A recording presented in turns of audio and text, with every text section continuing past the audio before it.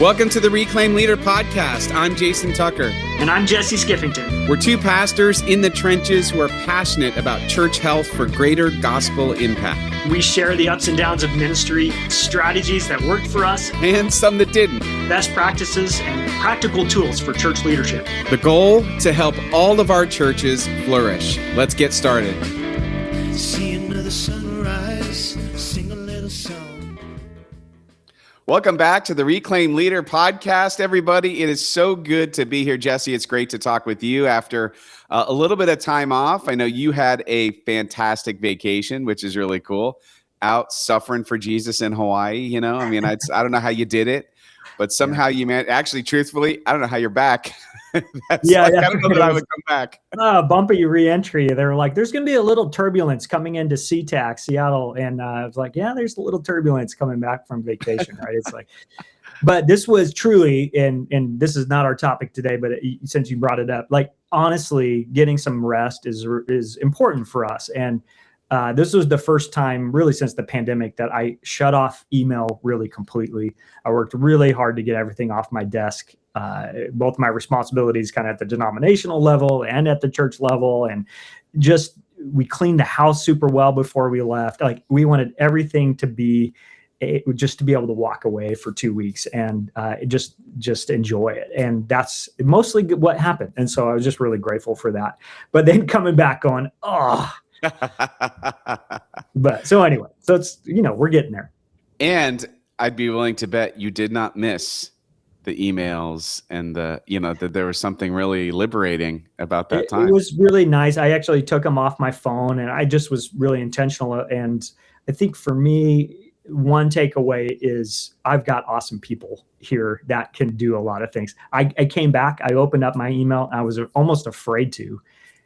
What am I going to find? And there was nothing catastrophic, right? It was just all the run-of-the-mill normal stuff. So anyway, made me really grateful also that we have people and teams and awesome folks who are supporting us and wanting us to get away and get rest. And I appreciated that too. So, but that's awesome. I feel like that's a whole nother episode, but that is, yeah, for sure. Yeah.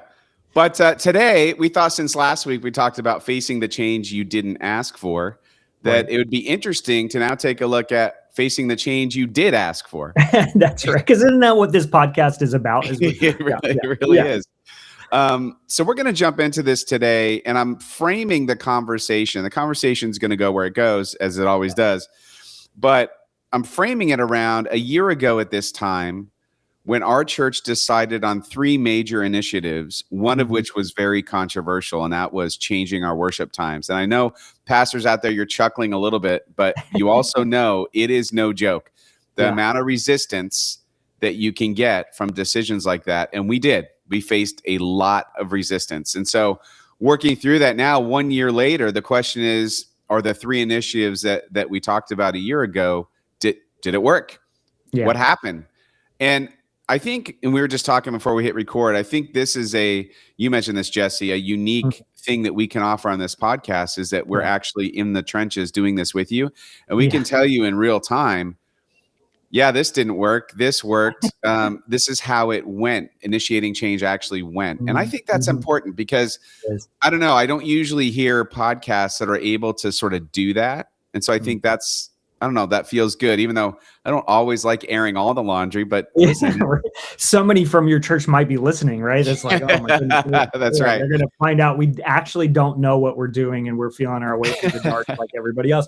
But I think that's a true statement. It is, there's so many valuable tools and resources out there, but there's also something about being able to process with colleagues in real time the things that we're working on and the ups and downs and the emotions and struggles that happen when we're dealing with change and we're doing it now. And so I'm glad you're going to get to share some of your experience from this past year in the trenches of ministry. What was it like? And how dare you change worship times? How dare you? I know, didn't Moses bring him down on the tablets? Yeah, how dare you change the color of the church carpets or switch out pews for chairs or, don't just, change is hard. So let's hear about it. How did you, what happened? And let's talk about how do we face that change that we did ask for, that we initiate?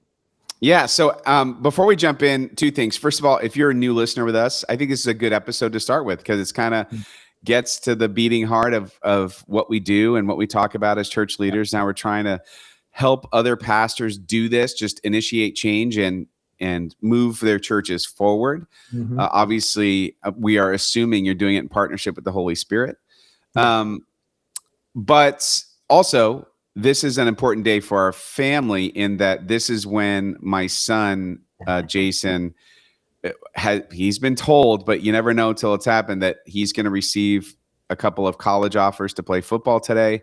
And so if the phone rings and it's him, I'm going to pause the podcast and talk to him and come back. So you'll know. So I have my phone. Record it live. We're not going to have a live stream of his response. Right.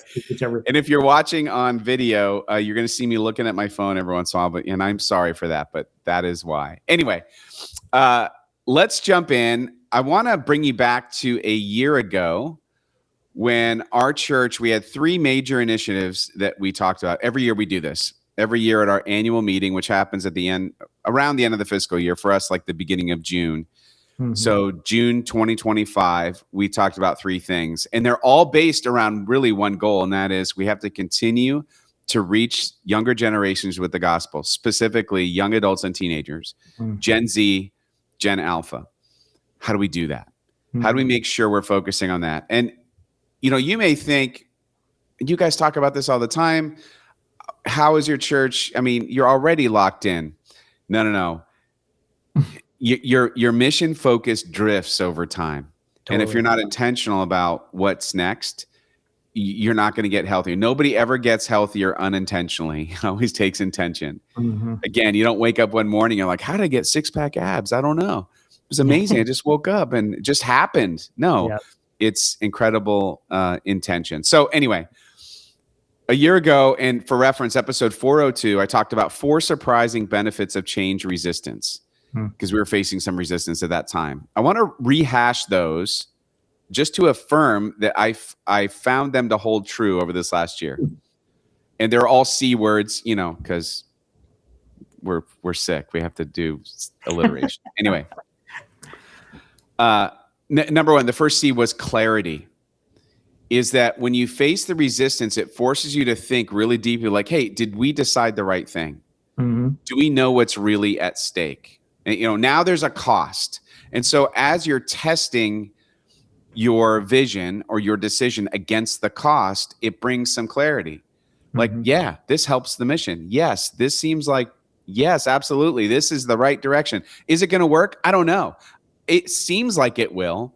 But at least it feels like the right move at the right time. And that clarity then becomes the next C word, conviction. So then you feel like you have a tailwind to taking action.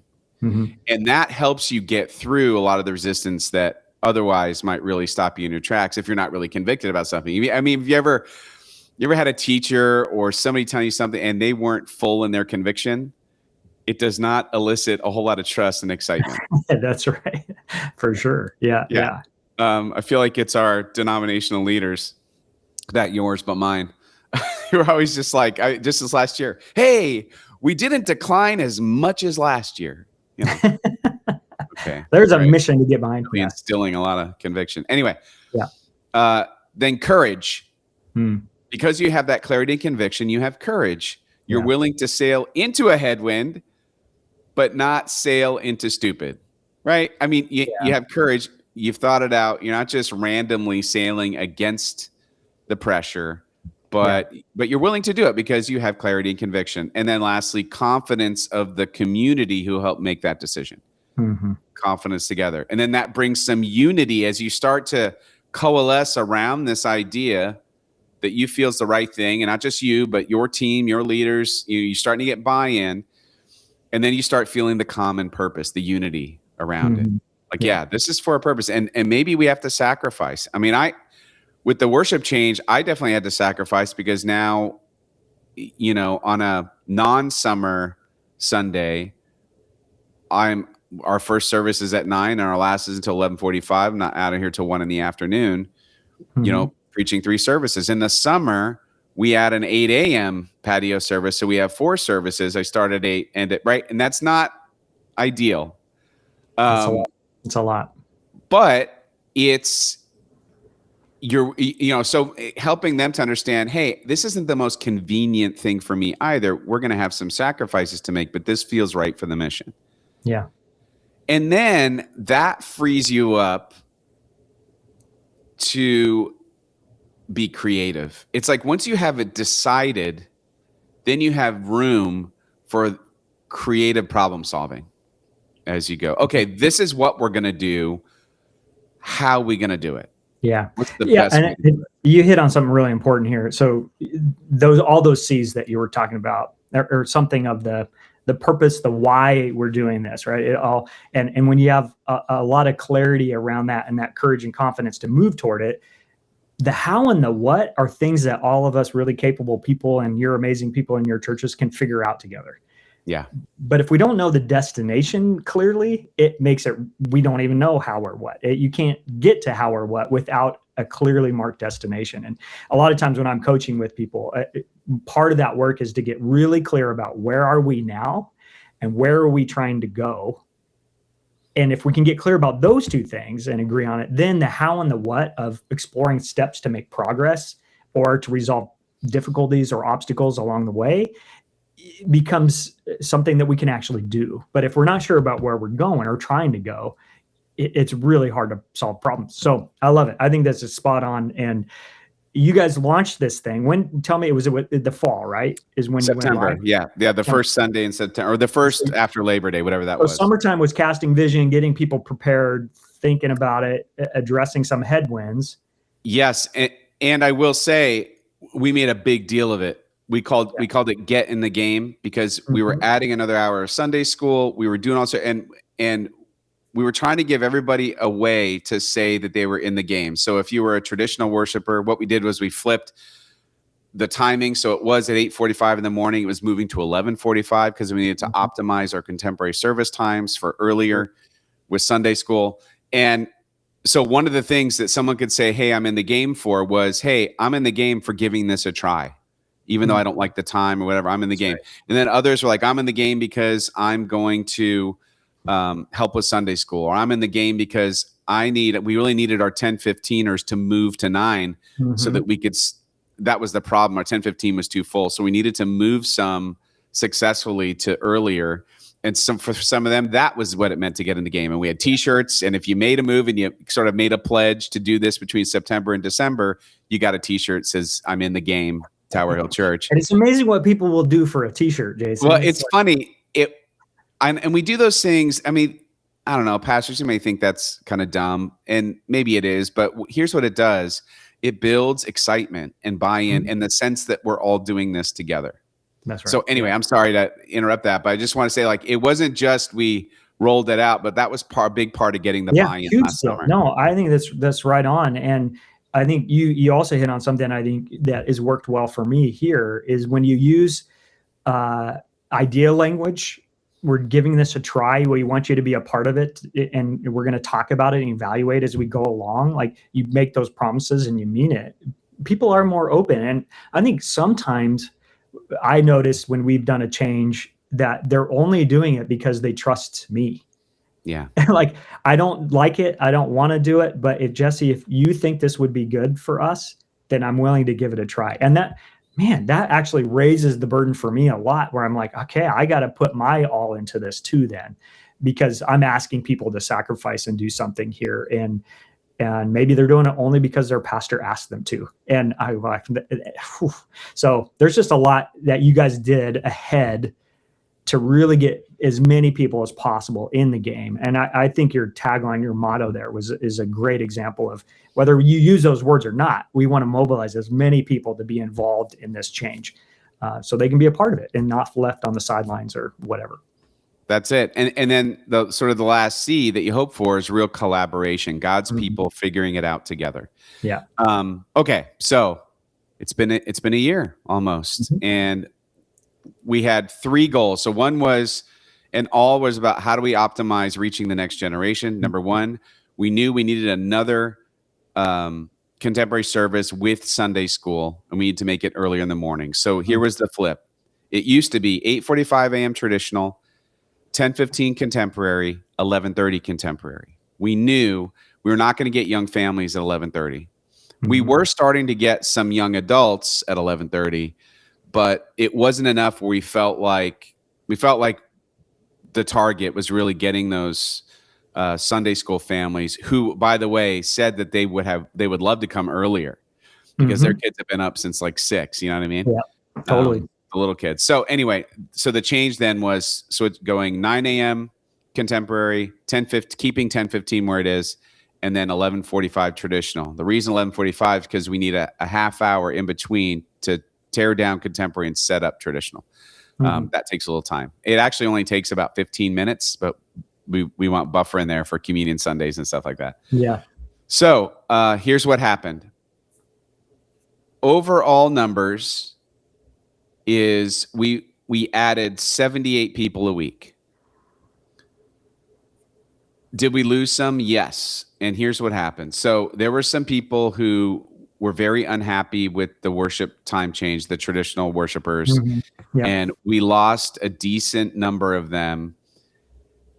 Decent number. I mean, comparatively not huge, but we did lose some. But here's how I have the number chart in front of me of what exactly happened. I'm just going to walk you through it. So 8:45, going from 8:45 to 11:45, we lost 19 people in person, about 20 people. And also our online, interestingly, online, we lost 67 people a week, but that has an asterisk because those numbers showed up at the 10:15 online. So I just think they liked the time better. They were watching later. They liked the time better than 9 a.m. So the online worshipers seem to like the little bit later time, but the in-person ones, well, we still lost. But anyway, so we did lose from our traditional service, which nobody wanted to see. But there were some folks who just said, hey, look, I'm going to have to find another church. But there were plenty of people who were willing to give it a try. And this has been one of the most exciting things for me this fall is their worship attendance has become very fluid. Many of them will go to contemporary because it's a little earlier and had never been and then sometimes they'll go to traditional. Sometimes one spouse likes one way, one likes the other way. And the comment I'm hearing the most from these people is, I didn't think I would like contemporary, but I actually like it. Like I still like the traditional hymns and all of that, but I really enjoy it more than I thought I would. And I'm like, that's awesome, Yeah, that's good. And for some people, time is really their dominant factor. Some people, it's the worship style that's their dominant factor. And then there's a whole bunch of people that are kind of somewhere in between, probably, right? Yeah, that's really cool. Yeah. So if you were to tally up the puts and takes just from traditional, it would be we lost 19 in person and 48 online. Then, so what happened when we moved 11:30 contemporary to 9? We gained 75. So that's already more than what we lost in the service. So that worked. We were able to successfully get. Who are those folks? Is it young families? 10, 15, mostly young families with kids, with littler kids. So that's something we discovered this year. Yeah. Okay. It is 9 a.m. trends younger with Sunday school and 10:15 trends later. Like all the high school kids go to 10:15. Of course, yeah. Although we offer both, it's starting to become more like it's more tailored depending young on families, kids in middle and high school. Yeah, that makes sense. Yeah. So then here's the good news, bad news about 10:15. The whole goal was to make room so we can keep growing.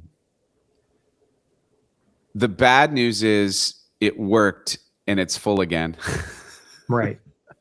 So we're facing the same problem. Yeah. Well, it's a little better because we still have room at 9 o'clock. But 10:15, we only lost 6 in person. Even though 75 went to the other service. Sure. Right. And we gained 77 online, but I believe that number is from the number of traditionals who then switched to 10:15 online. Yeah, probably. Yeah. So it's hard to pin down the exact cause, especially online numbers, right? But it is. Yeah. Very interesting. So now Right. you're facing a dilemma again at some level. Yes. So you caused another problem. But the good news is it worked. It worked as well, maybe even better than we hoped. And so now we're worshiping. The wild thing is, if we had never made any of these probably dozen decisions over the last 7 years, there's no way we'd be where we are. But it was a challenge every time to go through this process and to take a risk and to think, is this what we think is the right thing? I don't know. Let's try it out. That's, again, the language we use. But just looking back, so in 2019, we worshiped 518 a week. And in 2026, 986 a week. Yeah, that's awesome. So effectively doubling. And I only say that because there's no way that happens if we don't make difficult, strategic, prayerful decisions. Those things go together. And I think I used to think, Jesse, and I don't know if you can resonate with this, but when I was younger, I thought, well, it's the Lord's job to do it, so he'll just bring the people. And I have this vision that a bunch of people are going to come, and so God's just going to do it. Yeah. And what I've discovered is, yes, 1,000% credit God for doing it, but it's always a partnership between us. Like strategy and prayer work together. It's not just we sit back. My dad was like this. It's like, well, if Jesus is real, he should come sit on my couch. It's not that we just sit back and wait for God to show up. We are actively trying to participate in his showing, trusting that he is going to show up. Yeah. And so it worked. I don't love that we lost as many traditional worshipers as we lost. I know somebody might say out of almost 1,000 people, 19 in-person worshipers isn't bad. I still don't like it. And some of those people are very dear to me. Sure. So that part definitely has stung. It's just, pastors, you know what that feels like. It's terrible. Yeah. Nobody wants it. Yeah. I want everybody to be in the game, everybody along for the ride. Well, and it's not because a life change happened and they moved on. It's in direct relationship to a change that you helped initiate and their reaction to it. So it hits differently when it's that kind of thing, or, and it's like, okay, I mean, it's in the end, it's their choice and they eat all that. But there's a little heartache that comes along with that when we see people going, the change you made impacted me and I'm moving on. And that's just kind of hits us a little bit. So don't love it. So that was the first big controversial thing. And here's the best thing is it just became the new normal very quickly. So the big fear is this is going to be like this thing that hangs over us for so long.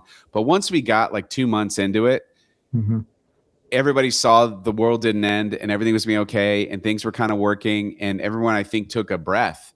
Everybody who kind of stayed just took a breath and be like, I think it's going to be okay. Yeah. Because I think a lot of times the fear of the change is way worse than the actual of course, consequence of the change. Yeah. That's good. So then the second thing we said was we wanted to make sure that we are intentional about investing in young adult ministry, which means we want to cultivate young adult leaders. We want to get more leadership up front of young adults in visible positions. And for us, that means like, how do we incorporate them in worship leadership more?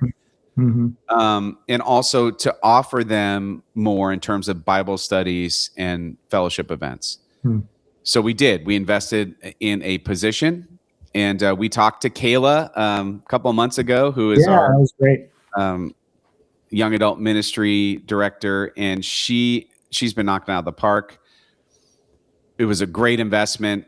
We have these 2 Bible studies now on Sunday and Monday nights, and they play volleyball at the bottom of the hill. We have a college group and we have a 20-somethings group that is really starting to take off. And the other thing was pushing us as a church, and specifically somebody pushing me to get on social media more with spiritual content. And I hate it. I hate recording. I hate looking at myself. I hate all the things. But I was trusting the voices of young people saying, this is what they're looking for and what is needed online. Like they want positive spiritual content as they are, to stop them from doom scrolling, to help reset them, to all that stuff. Mm-hmm. So I started doing that. And so everything you can measure with young adults is going in the right direction. We're super excited about the trajectory and the momentum.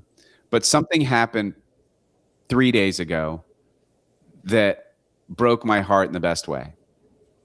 So a young person from a town right close to where we are, 19 years old, family comes to church, I think maybe not very often, and reached out and started following our social media stuff and reached out to basically say, I want to up level my faith. How do I do that? And was sort of, came in, told her story through tears and struggles of trying to figure this out. And both, Karen was there. And as we were talking, just this young person may not have ever been led to us had we not started intentionally doing things. Because here's what happened. So we met with her, and right after that, she went to her first young adult Bible study, which was an hour later, with a friend who is a little more connected with the church. None of that happens if we're not intentional about young adult ministry. It's a chain reaction. So we're all feeling like this is a big win in what we're doing, but we're not content, but we're really pleased. And then it was getting younger up front. So how do we incorporate more in the band? Our band's different than a lot of other worship bands in that we have different musicians every week. It's mostly volunteer. We do have some hired players that kind of pepper in and give us some stability, but it's lots of volunteers. And so how do we get young people involved? How do we get young people involved even in just doing our welcome in the beginning of the service? So we just started doing that. And so we're feeling good about where we're at. We're not, I guess part of it was we just didn't know where to start. And so we just decided, let's just start. Like, I don't know what we should do first. Let's just start. But it's been a really great year with that. And the third one's really fast, and it's all related. And then I'll kind of, if you want to throw in some commentary on that. But we just thought we wanted to support our local rock stars who are also reaching young adults and teenagers that we can't reach. So we support our local InterVarsity chapter at Monmouth University and our local Fellowship of Christian Athletes here in Monmouth County, New Jersey. We hosted a fundraising dinner for FCA. I had a chance to speak and give a parent testimony at their big banquet. And then InterVarsity, we supported with some extra financial gifts. So these were our big three this last year, and we feel great about it. But I tell you, it's crazy to think if we weren't intentional, we just wouldn't be paying attention enough to set up what needed to be set up. And because we see God using it all. Yeah. And I think too, I listened to that, and hopefully it's inspiring people. Maybe people are running with some ideas. They're like, okay, we need to get traction on this. But a couple things that I noticed. One is you have a discipline every year of thinking about objectives for the coming year and what needs to happen to move toward the mission. That is so important. And I think sometimes what happens in church leadership is we have good intentions about moving towards targets, but we never set them clearly or identify them out loud for everybody or have a time to cast vision around that. And so then it's hard to make progress towards something you haven't really established clearly, I think. So I love that part of what you guys have as a discipline in your life. And then I think the other piece is too, it's like, I appreciate the way that you're going about change is that you're not going to let the possible negative outcomes or voices get in the way of trying stuff. And the value of risk taking for the sake of the kingdom is tremendous. I think it's important for us to have that posture of like, we're going to do stuff. Let's be a church that's known for trying. And that there's a catalyzing and energizing effect, I think, that happens around that stuff. But for me, a question that I was kind of reflecting on as you were sharing is the cost of having not done it. What the opportunity. what would not be true at Tower Hill now had you said, that change is too hard or it's going to cause too many waves? And not every change is successful, but this one has proven to be the right decision, and you discerned it well, and you did a great job of mobilizing and casting vision and getting people on board. But what would be true, not true, that is true now, had you not done it? And I think about that story of that young person. That story probably wouldn't exist. The increase in worship attendance, probably not going to happen. The opportunities to partner with other local people that are doing awesome stuff, that's not going to be true. So sometimes on this side of the change, it's hard to feel motivated to do it, but you never know the sort of the God stories that are going to come because you took the risk and you moved forward. And that's the stuff that I think really for us in ministry that's why we're here. That's why we decided to do what we do. So I love it, Jason. And I just thank you for sharing your story and updating us. And I'm sure there were bumps along the way and some hard conversations and pain points. Yes. But look where we are now, right? Anytime I go hiking with my kids, I'm like, when we get to the top, you're going to be so glad. Now, I don't know if they're glad when they get to the top, but I always am, even though you had to work hard to get there. So nicely done. And a year in, thanks for the update. And here we are sitting at episode 450. Still trying to figure it out. Still trying to figure it out. This is wild. You never arrive. And I also, just kind of to tie a bow on the episode, I just want to say this isn't like, look at how great we are. That's not where this is coming from. It's coming from a desire to just be transparent as to like what happens when you take these calculated, prayerful risks, and it doesn't always work out. We've had plenty of things that didn't. Yeah.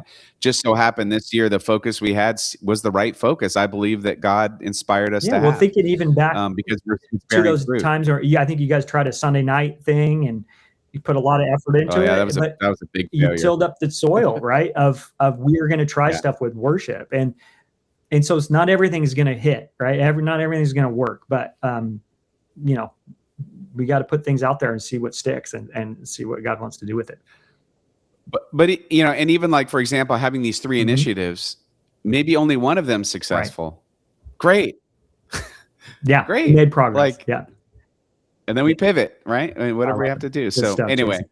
Hope this is helpful to all of you. And if you ever want to talk more about this stuff, Jesse and I are happy to do that. We love talking with pastors and churches. So Jason or Jesse at reclaimleader.com.